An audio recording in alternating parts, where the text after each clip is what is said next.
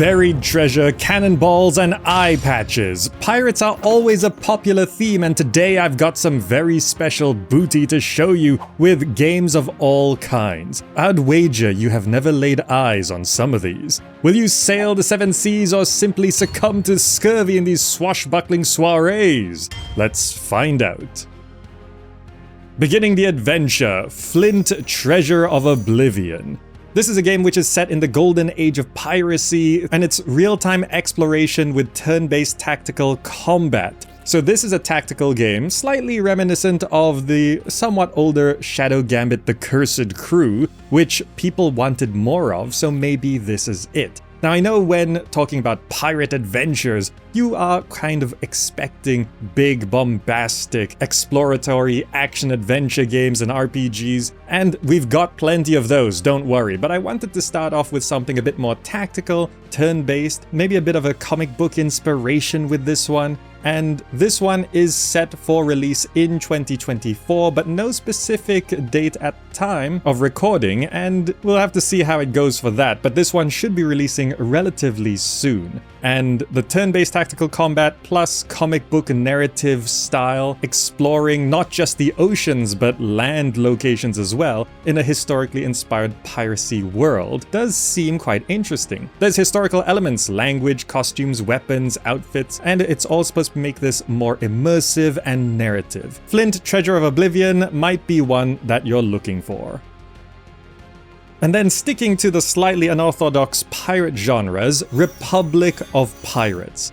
Now this one is a pirate city builder, and that's just not really a thing, but it is now. Republic of Pirates is sort of inspired by Anno and other survival or modern city builders that you might have seen, and this one has already released. Republic of Pirates released to mostly positive user reviews on Steam, and there is also a free demo at time of recording, and this is where you are building your pirate utopia. Also during the golden age of piracy, and you're creating a resource-based economy, engaging in real-time naval combat, and navigating diplomatic relationships with rival powers. You'll be exploring the far reaches of the Caribbean, and you're trying to find your ultimate fortune and glory. So the main thing here is that this is a pirate city builder, which we just don't really have all that much. And, you know, like Anno, there's naval combat as well, but there's also various gameplay modes on how you want to play this. There's a narrative-driven campaign, promising over 30 hours of content, but there's also free play mode with configurable settings, new maps, and challenges.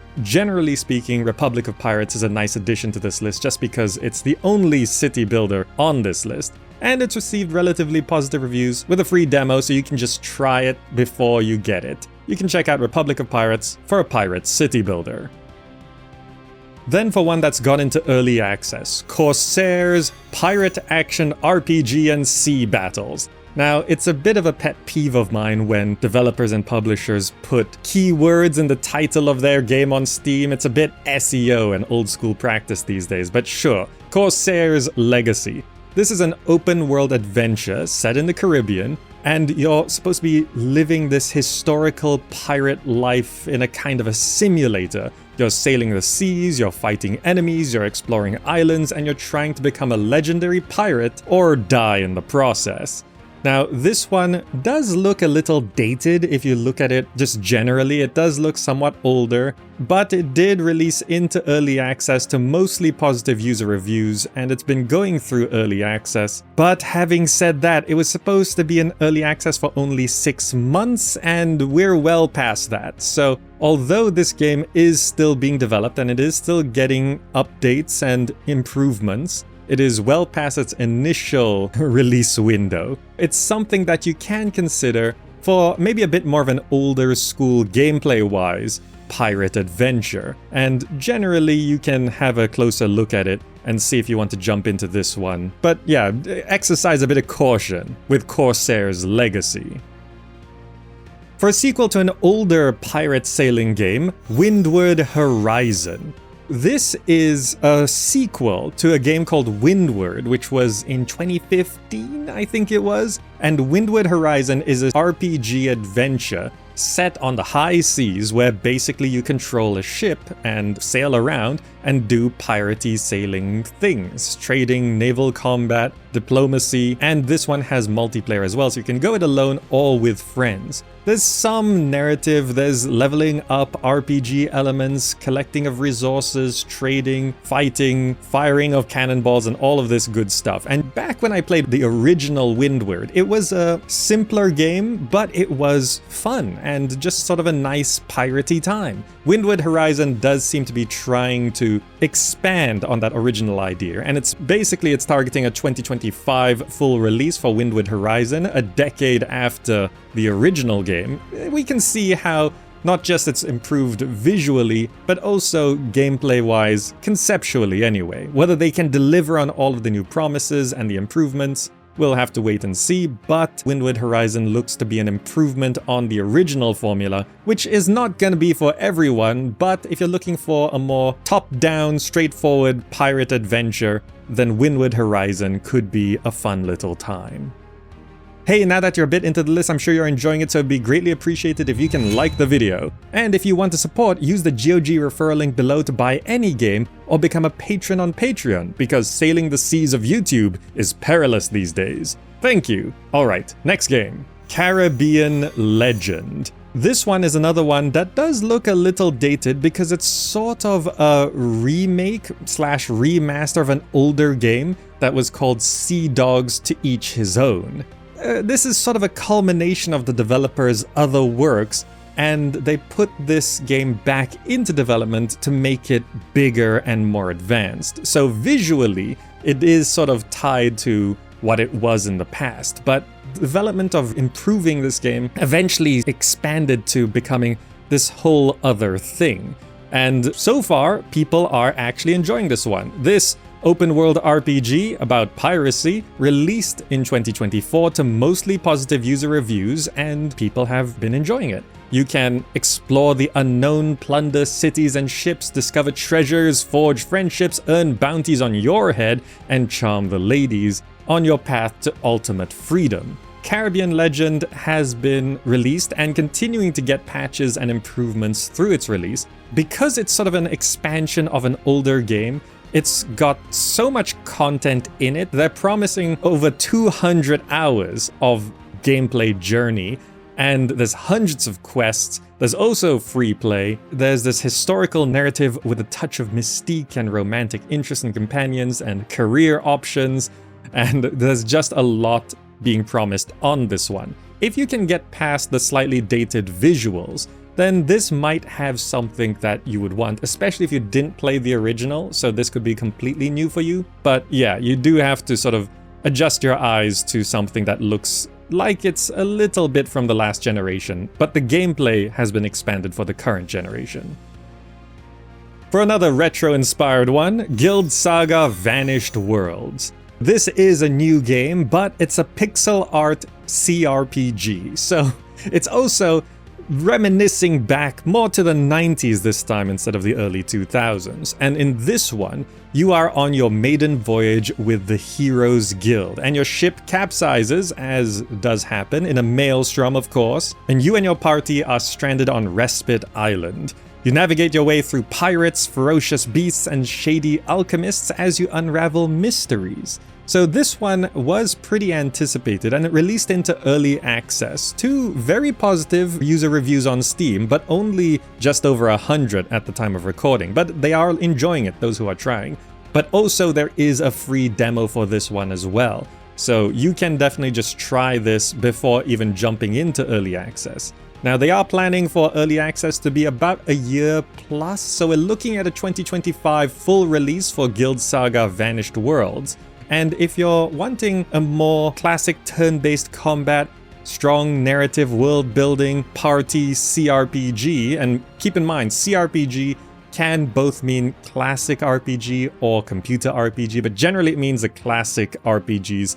Think back to like the original Baldur's Gate, Neverwinter Nights, Icewind Dale, particularly on the party side. And if you're looking for that sort of experience, then you can jump in now. Though also, just when it comes to RPGs in early access, there's always that debate on should you jump in early access and then maybe replay the game on release? But if you jump into early access in the middle of early access, then it might not be different enough for you to replay the game on full release. Like, how do you decide when to jump into an RPG with a story and narrative? Baldur's Gate 3 went through 3 years of early access. Like, if you played it at the start, do you then play it at the end? But playing it at the start of early access kind of spoils the experience for the full release experience. Like, I don't know how to tell you how you should play an RPG going through early access, but the option to play it now is there, and there is also a free demo, so maybe you could try the free demo and then keep an eye on it for full release for Guild Saga Vanished Worlds.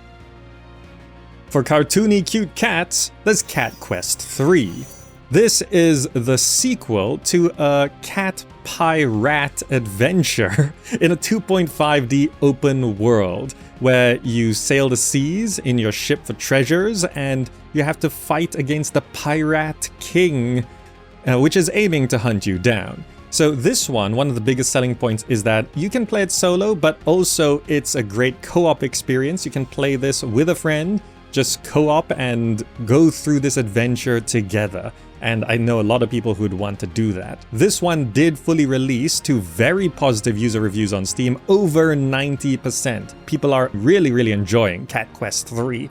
And not just that, it's got a free demo as well. So when a game is so well reviewed and it has a free demo and it's just a sequel to something that people already were enjoying, it's just really good. Also, despite the cartoony graphics, just in terms of visual fidelity, this game does look very nice. Now, I don't mean to say that cartoony graphics are bad, it's just that sometimes cartoony graphics implies that they're simplistic graphics, but that's not what it is here. There's actually a lot of detail, there's plenty of vibrance and little nooks and crannies you can look into and see all these features, which makes the world seem more alive and just nicer to look at. So even for those of you who don't like cartoony graphics, it's not for a lack of effort in this one, because there's just so much care and design that went into the characters and the environments in this 2.5D open world.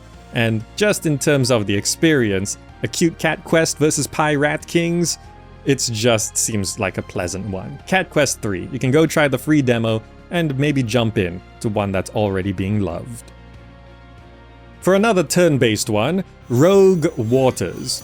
Here's a turn-based tactical combat rogue-lite pirate game where you're playing as Captain Cutter, and you're commanding your ship and crew through procedurally generated encounters to seek revenge. You'll be recruiting, training, and upgrading your crew, using powerful sea creatures to your advantage, and engaging in dynamic naval and melee combat, so you can get the upper hand on these seas. So at this point, it does seem like the pirate tactical turn-based adventures are sort of a thing, but this time it's more of a rogue-lite in procedural worlds. This one is meant to really test your tactical abilities with thought-provoking tactics and leveraging the environment and your crew's abilities and these mystical sea monsters. But it is a roguelite adventure as well, so you can expect to lose and then come back stronger than ever. There's ship modules, shipboard weapons, personal items, a skill tree, and just ship upgrades in general. So this one has already fully released to very positive user reviews on Steam, just floating around the 80% positive mark. And it also has a free demo, so you can try it before jumping in. Rogue Waters does look like a nice, good-looking, tactical adventure in a pirate world, which you can try before getting, so that's always nice.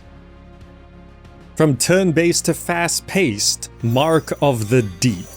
This one is a pirate-themed adventure with a strong narrative, and it's supposed to be a mix of Metroidvania and Souls-like elements, and just generally, I think you can think of this as Hades but pirates, kind of, right?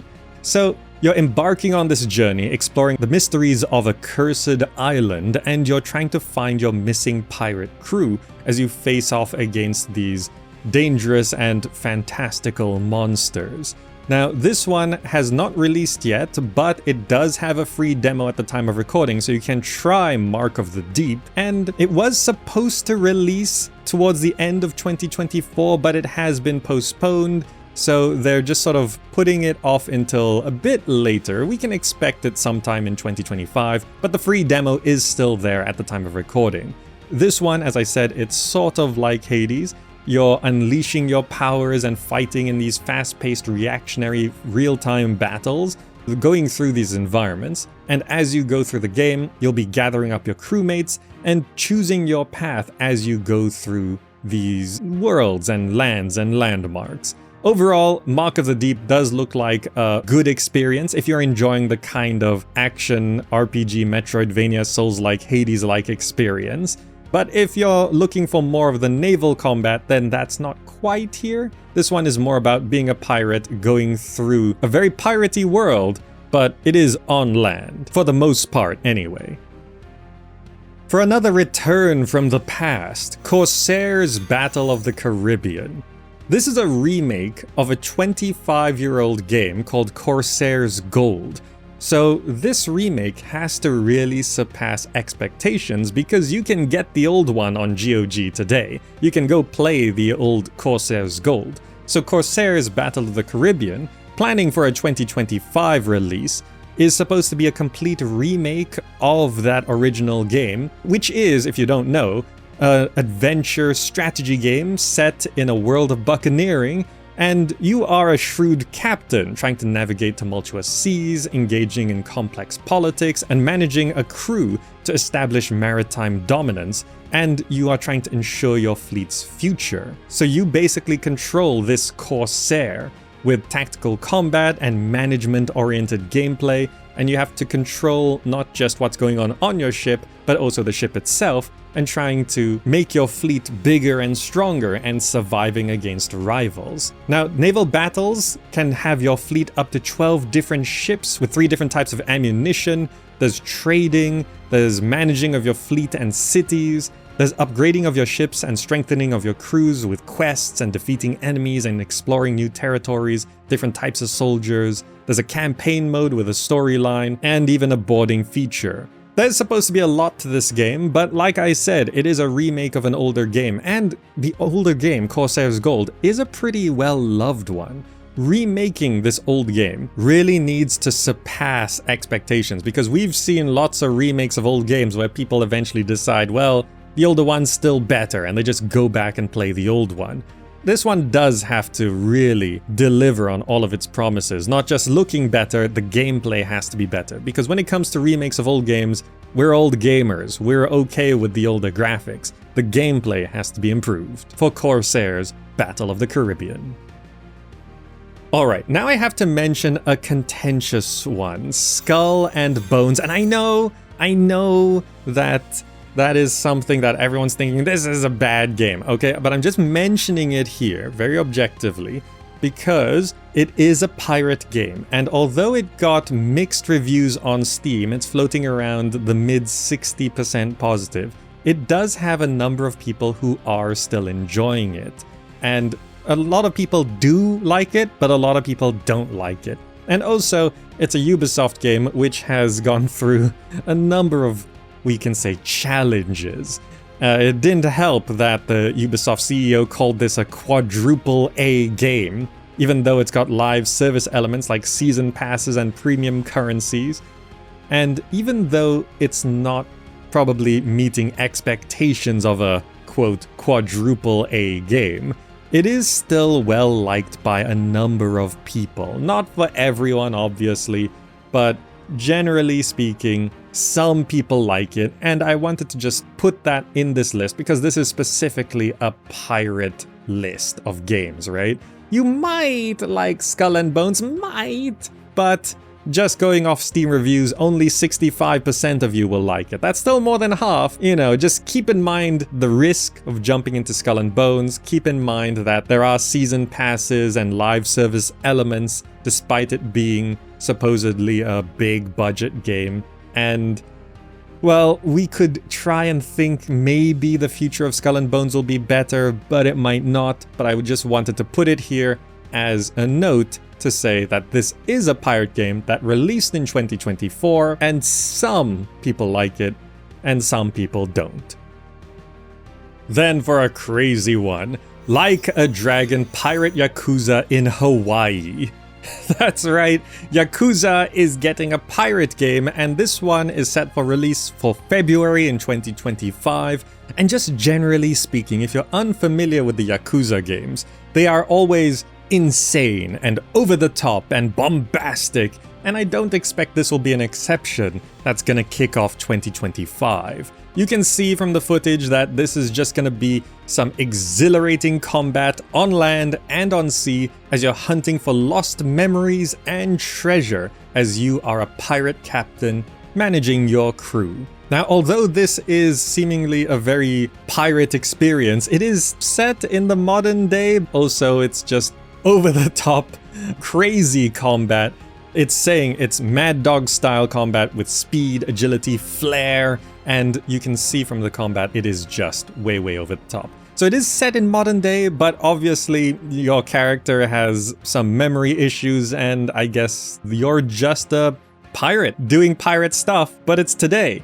And it's just gonna be this weird but eccentric pirate experience. And we can hope that the game is actually fantastic to play because it looks great visually, gameplay wise. What we've seen in the trailer, it does look amazing, and the theme and story does sound like it could be a crazy fun time. But let's just be a little bit cautious. Like, we can always see games go good or bad. Expectations and hype for Like a Dragon Pirate Yakuza in Hawaii is there. Like, people are expecting this one and really hoping for this one.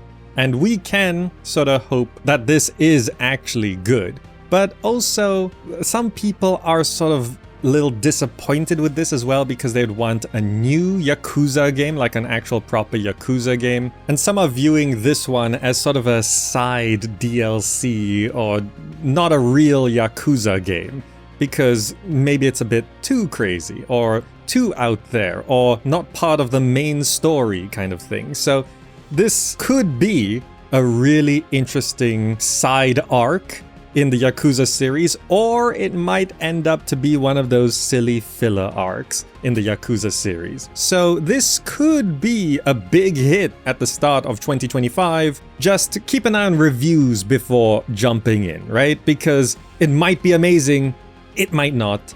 And I'm not here to hype it up, I'm just here to really tell you what it is and that it is there as an option for you, which is Like a Dragon Pirate Yakuza in Hawaii.